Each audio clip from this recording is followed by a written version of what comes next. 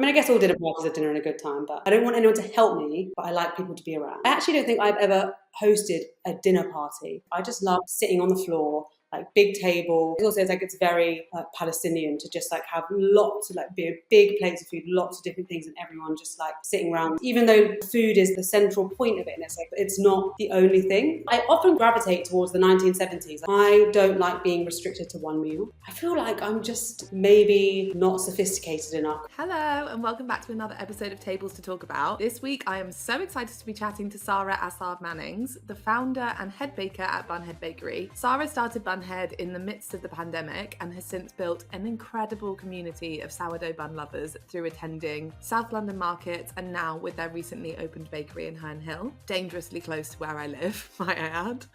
Everything they bake is inspired by Sara's Palestinian heritage, sharing her culture through food from sweet and savoury buns to the most delicious focaccia. And guys, they are absolutely smashing it. Every single time I drive past, there are queues down the road. So if you visit, just make sure you get there super early. Hello, how are you? Hi, I'm good. How are you? Yeah, good, thank you. Thank you so much for coming on the podcast. It's all right, it's exciting. You were just saying this is the second podcast you've been on, so you feel unprepared, but there is absolutely no need to be. Everything's fine. Do you want to do a quick intro for anyone who might not follow you or know about Bunhead Bakes already? Yes, so my name is Sara. I am the founder and now co-owner of Bunhead Bakery. It is a bakery in Herne Hill. We specialise in sourdough buns, but inspired massively by Palestinian flavours. So I'm half Palestinian, half British.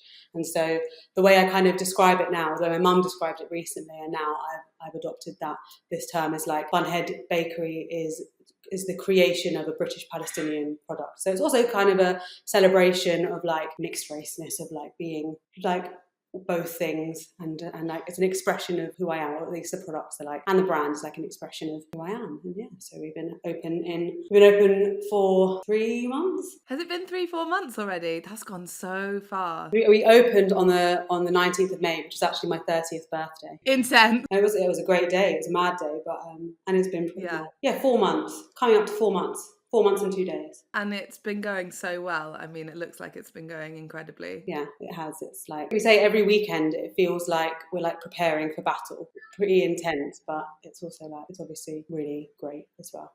You literally use like round the corner for weeks.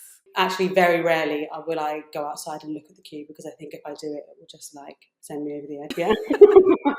Best not to know. Yeah, exactly. Just get through it and then we can think about it later. Yeah, I mean, so exciting though. Because you've only just opened the bakery. What was your journey up until opening the bakery for anyone that didn't follow you before? Yeah, so I started Bunhead in 2020 in lockdown, literally like April 2020, a month after we went into lockdown. And I was just like delivering buns across South London. Like I would say, it's like I would deliver them in one day, and I'd end up having to do like a morning in Southeast London and then the afternoon in Southwest London, all the way around. And I would be going to like from Greenwich to Twickenham, driving around delivering all these buns. And I was doing like cook at home croissants at the time, and just like all sorts of different things. The buns are always what stuck. And so then I was doing it part-time alongside other work, and then took it full-time I always get stuck. I think it was October 2022. I took it full-time in October 2022, but I started doing markets in May. It was salad day to a South London makers market at the time. And then from there, I was just doing markets and wholesale and still doing home deliveries, all doing it out of my tiny 1-bedroom flat. And then in May or June last year, one of my best friends, Georgia, was in between jobs and working at a coffee shop. And so I asked her if she wanted to open a bakery with me. And she said yes. Yeah, we put in the offer for this place in September last year, got the keys in March, like turned it around in 6 weeks. So it was a little while in the making then. Yeah, definitely. Quite crazy, because like obviously the success of the bakery is kind of just like, you go on like a running treadmill. It's like we've just gone straight into the treadmill. But you know, it has been like years in the making, a long journey. And so like it's that thing. It's like it's easy to see it and think it's like a overnight thing, but it's been a long time. Was opening a bakery always something that you had in the vision? Well, yes. When I was a kid, I always said that I wanted to open. I don't know if it was necessarily a bakery that I said I wanted to open, but definitely like I had dreams of having my own just like little shop, little cafe. And I was actually speaking to a family friend recently who said it's like you're fulfilling your childhood dream. Oh, so nice. Full circle. Yeah, exactly. Today we're going to talk about your dream dinner party. Would you like to host your dinner party? Do you like being a host? Yes, I do like being a host. I don't know, like I think maybe the term dinner party makes me feel restricted. I don't know if I would call it a dinner party. I'm much more of a like games night, or we're watching trashy TV and dinner is a part of it. But I don't know. I actually don't think I've ever hosted a dinner party like what I envision when you say dinner party. I host lots of I cook dinner and we just like watch loads of Married at First Sight, or we have Incredible games night and stuff like that. But I do like being the host. Yes. Yeah. Okay. So are you going to host yours? I am going to host mine. So more like informal dinner vibes. Yeah, dinner and a good time. I mean, I guess all dinner parties are dinner and a good time, but or a good time plus dinner. Yeah, exactly. Flip it on its head. Where are you going to be hosting your dream dinner? I would say, because I live in a tiny one-bed flat with a very excited cat now, so I don't think I would host it at mine. I think that when I think of dinner parties or kind of get-togethers, it's at my dad's house. So I think I would have it at my dad's house, because that's like it's a good size. Like we've got like a nice dining table, and the dining. I love open plan. So so I'm cooking, but I don't want anyone to help me, but I like people to be around. Yeah, you still want to be involved. I think that's at mine. Like our kitchen is quite separate from I'm sat at the dining table now, and that's the only thing that annoys me about having people around here. Is like you can be like mid conversation, you're like 1 second, I just need to go and check that, and then you feel like out of the loop. I think it's nice when you can feel involved. It's like you don't want to feel like you've got to go and check on 1,000,001 things and everybody's still having fun without you. I think that's it as well. I reckon like it's difficult to think about it in a situation right now, because probably right now, while as we're still in the throes of the beginning of the bakery, all I want to do is just probably just sit and get a takeaway with people. So I don't have to, you know what I mean? But in a looking at it more broadly, yeah, I would like to be the host and cooking for people. Mm-hmm. Yeah, just in your dream when you've got more energy and exactly when you've got more time. The bakery. Yeah. That's fine. You can pick the timing. Okay, so you said round a communal table, open plan space. What else are you thinking? When I envision true happiness of eating communally, it's I just love sitting on the floor, big table, lots of feasting, dining. It's very it's very Palestinian to just have lots of be a big plates of food, lots of different things, and everyone just sitting around the table. I don't know if I'm much of a we sit around a dining table. If I'm thinking of what truly what I love, it's much more some people could be standing up, some people are outside, some people are but we're all just picking at the food and walking around, having lots of different conversations. Also sitting on the floor. I love eating sitting on the floor. Yeah, I get that. I love to eat a takeaway sat on the floor. Sometimes it's very comfy on the floor. Sometimes I the sofa's right there, but it's nice to just be close to the I don't know. The ground. Yeah. I don't know I'd like to know what the psychology is behind that. Yeah. But I like it when it's some people. I think of it makes me think of being in Palestine with my family, and some people are sat on the sofas, some people are sat on the floor. It's not just, even though the food is the central point of it, mm-hmm. and it's not the only thing, if that makes sense. Yeah, totally. It's just pull up a chair wherever, or a floor spot wherever you can get one. Anyone can come in, show up at the house, and that's fine, because there's enough for everyone. I mean, you're going for a very casual communal vibe. Is there anything in particular you would bring out for a special occasion, or are we keeping it just bring everything in, plonk everything down?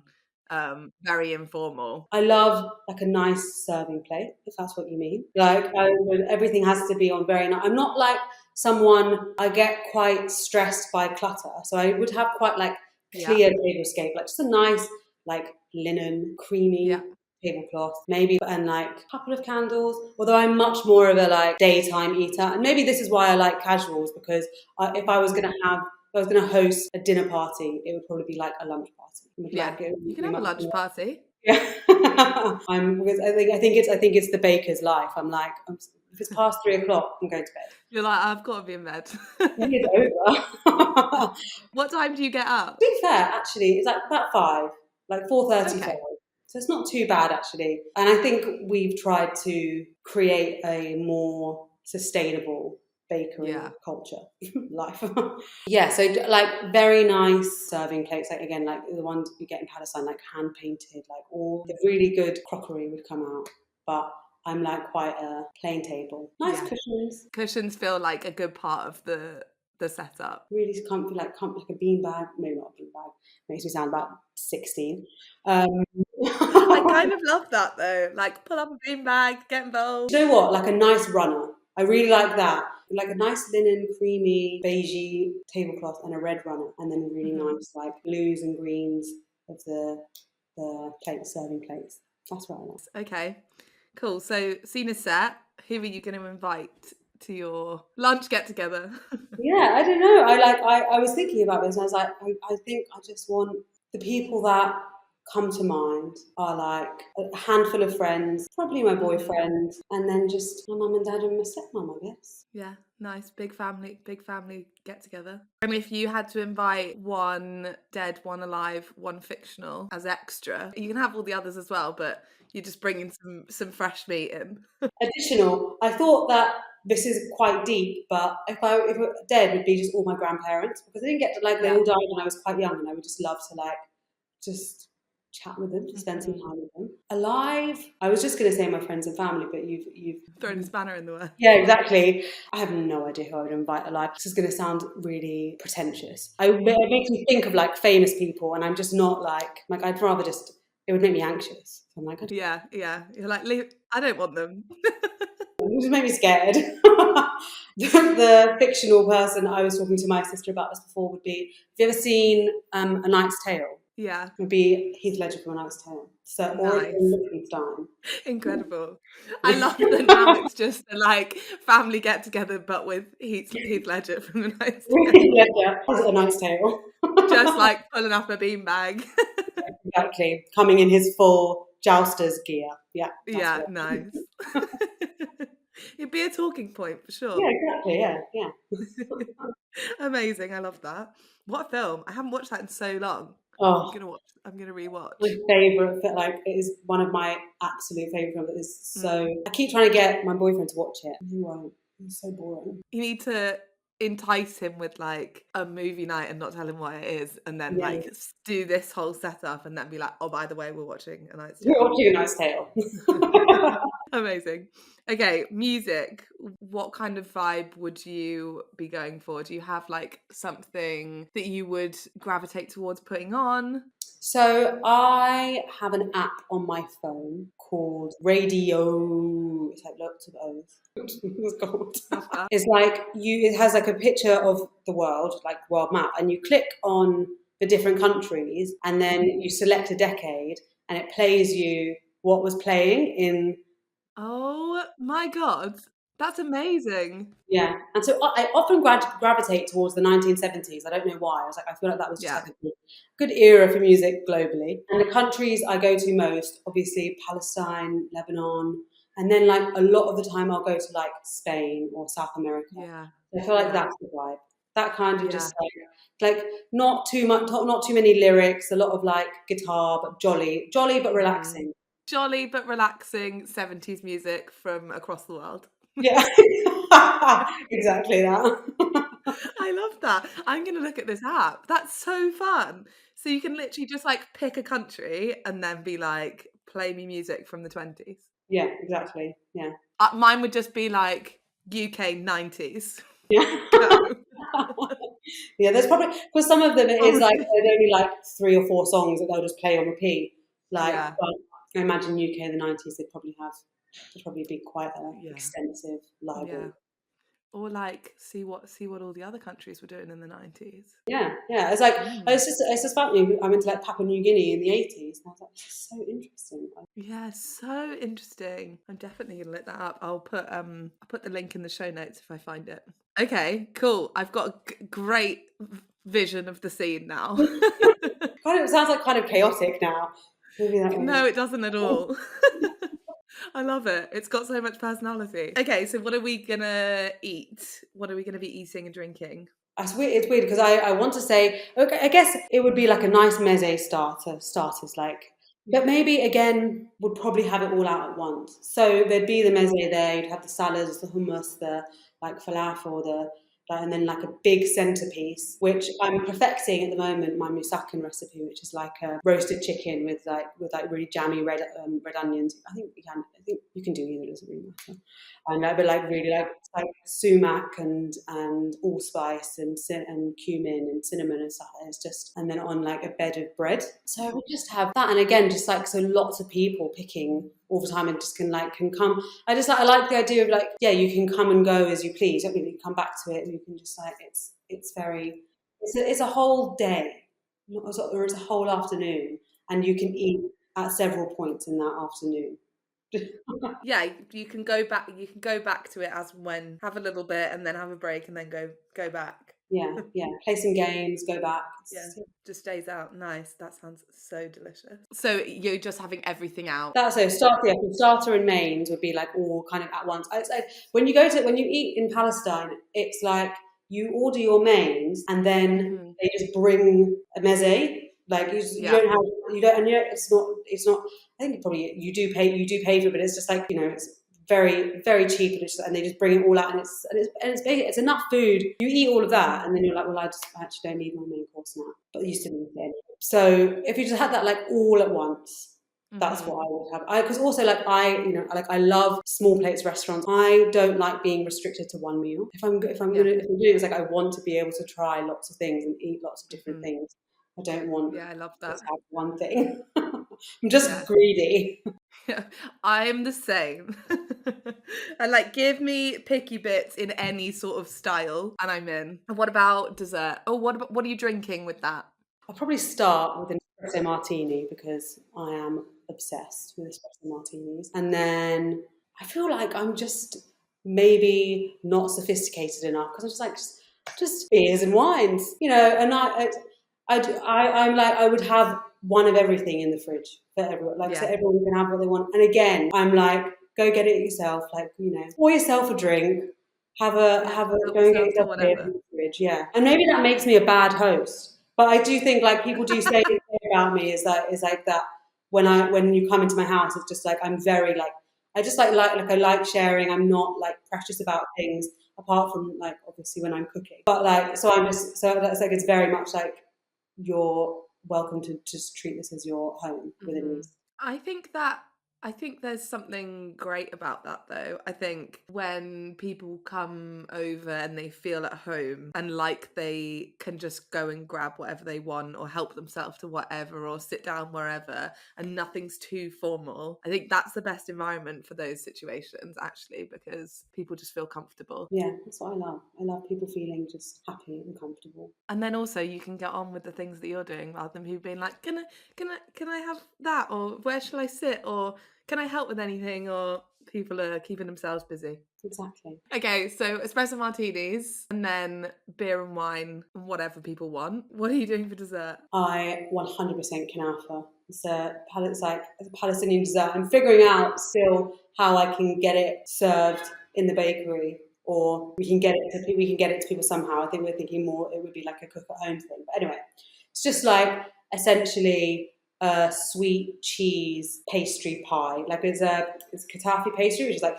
really finely shredded phyllo, and then it's just like baked till it's like really crispy and the cheese is like melting, and then you just pour over loads of syrup and then like pistachios, chopped pistachio, and it's just like it should be like, it needs to be eaten hot, so it's like really stringy cheese, really syrupy, really like floral, like orange blossom in it. It's just my favourite thing in the world.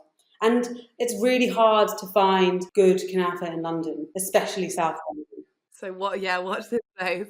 What's your favourite thing in the bakery at the moment? Like, is there something that you make that you are always like, I'll have one of them? Yes. So, I mean, maybe unsurprisingly, it's not so much the buns anymore because I've been making them for years. I probably don't eat that many buns anymore. But we do focaccia, and we do a shatter focaccia, and the shatter is like a garden chili chutney. So it's like green chili, coriander, lemon, garlic, olive oil, and we fold it into the dough. So it's like kind of laminated with this chutney, and that's probably my number one thing at the moment. I've got loads of it in my freezer at home. I will always cut myself off a piece to have some. I love your focaccia. I love it. Yeah. I'm not sure I've had that one though, so I'll be back. You have to try it. It's really good. It's quite spicy, but I like the kind of spice where it doesn't travel down to your stomach. Do you know what I mean? Like it just stays in your mouth. It's not overwhelming. Okay, noted. I'll be back. But dessert, watch this space maybe at some stage. How do you serve that? So you cook it in in a big tray. So in Palestine it'd be like in massive, massive trays, and then you just cut it with a kind of cake slice type thing, like a slice type thing. You just cut it, scoop it, put it on a plate. No, you could probably have it with like cream or ice cream or something like that, but it's kind of just it's enough on its own. Like you've got the fat, you've got the sugar, you've got the because it also the pastry is got quite a lot of ghee in it, so it's delish. Or definitely don't need more. No, you don't need more. But that's not to stop anyone going for it. No, absolutely, try it. I mean, people might have something to say, but I mean, I don't think cream or ice cream ever makes anything worse. No, that's true. Give it a go and let me know. Well, I will when you start selling it. Yeah, exactly. Okay, and drinks, we're sticking with everybody help themselves, or are you doing anything different with dessert? I think everyone still help themselves. I do love a Prosecco. Again, maybe not that sophisticated. I don't really like champagne. I don't really like Cava. I guess Cava isn't the same as champagne, but Prosecco's a bit sweet. Yeah, exactly. Just give me the sweet one. Yeah. Give me the sweet one, and then I won't have cream on my dessert. How about that? Yeah. Amazing. Oh my god, sounds delish. So everyone's around, everyone's helping themselves, everyone's had a bit of dessert. You mentioned at the beginning that you like a games night sometimes, or you like it to be more than just the food and the having people around. Would you have any entertainment, or what would your go-to be? A circus performer? No, not like incredible. I mean, that would be fun, wouldn't it? Yeah, I mean, definitely games. I'm a big fan of a taboo. What's taboo? I feel like I've seen that. So it's you have a word on the top that you have to describe, and then I'm trying to think of it. I'm trying to think of an example, but the one that we were playing I was playing a few days ago is a naughty one. So so on this, one of the words was BBL. And you could, but then there's words underneath that you can't use to describe that word. And so it was Kardashian, butt, bum. So you couldn't say any of those words to describe, and then you have to. Right, I think I have played this. Yeah, it's good. It's kind of articulate-esque. Yes, exactly. In terms of explaining what it is. Everyone loves a bit of Cards Against Humanity, and there's ones I was playing the other day. What do you mean? And it's it's very similar to Cards Against Humanity, but you have a picture, a meme picture, and then you have all that. You have to create the meme, yeah. So just stuff like that. I just love silly. I just love anything silly. Yeah, where everyone can have a laugh. Yeah, exactly. Oh, nice. Okay, cool. So various games out. Maybe it's a lunch into dinner. It's just an all-day party, basically. It's an afternoon. It's a long afternoon vibe. Yeah, exactly. Yeah, exactly. All right, amazing. I have some quick fire questions. Sweet or savoury? Savoury. I wasn't sure where you were going to go there. Sometimes I feel like I really get the gist of what someone's going to pick there during the episode, but I was unsure. I'm a big savoury girl, which is obviously surprising, but considered in a bakery. But best restaurant you've been to recently? I just always say Lahore. I had a Lahore Karahi last night. It was actually a takeaway, but so Lahore Karahi's in Tooting. What kind of food is it? It's Pakistani. Nice. What was your order? Yesterday I had a prawn biryani and a chana dal. That sounds so good. I never was a biryani person, and my boyfriend, he's obsessed with them, and now I have them all the time. It's so delicious. Supermarket of choice? Sainsbury's. Fair. Go-to snack. Crisps every day. What would your go-to crisp be? Oh, it's a big question. My current obsession is crunch chips. Well, I used to be a Walker's girl, but I can't get Walker's now. And like I used to be a Thai sweet chili sensations, like ride or die, but I don't get those anymore. So I'm crunch chips, paprika flavour. Or recently I had kettle chips, dill and jalapeno pickle. Ooh, not had those ones. I'm a sriracha mayo kettle chips as well. Those are quite niche ones to find, and like it's like you have to find them in a corner shop. They're all in my corner shop. Yeah, they always have the rogue ones. Yeah, I'm here for it. Top 3 herbs and spices. I want to say, probably because it's in my mind, allspice, sumac, coriander. That's a good trio. Okay, let's do a couple more. Go-to hangover meal. Pizza. Would you have a specific pizza you would order? Yeah, yard sale pizza, unholy pepperoni. Yeah, delish. I don't really eat a lot of meat, and I don't eat like pork really, but the only thing that breaks me every time is a pepperoni. It's pepperoni. Yeah. I love that. It's so good on a pizza, isn't it? Can't go wrong. Okay, last one. If you could only eat one country's cuisine for the rest of your life, what would it be? I'll go obvious and say Palestine. What would your top Palestinian meal be? My favourite thing, I would say like my death row meal would just be a Palestinian breakfast. So like falafel, hummus, bread, pickles, tomatoes, all of that together. That's mine. This podcast makes me so hungry. Thank you so much. That was so good. Do you want to let people know where they can find you if they don't follow you or the bakery already? Yes, so I am on Instagram, Bunhead Bakes, and the bakery is the Bunhead Bakery. Amazing. Easy peasy. It's in Herne Hill for anyone that wants to go and visit. And absolutely should go and visit. I'm going to come back in soon and get a focaccia because now that's all I can think about. You must. You absolutely must. We're going to do sandwiches from this week. Yeah, I saw that. So delicious. Are you going to do the ones that you posted on Instagram, like the mushroom and... Yeah, to start with. It's weird because, like I said, I'm not a vegetarian, but I have kind of made the decision not to serve meat at the bakery. Mm-hmm. I mean, partly it might just be because of laziness, because it's just like another health and safety aspect. I mean, if it's working as well as it is without doing it, why change? Exactly. All right. Well, thank you so much. Good luck with the bakery going forward.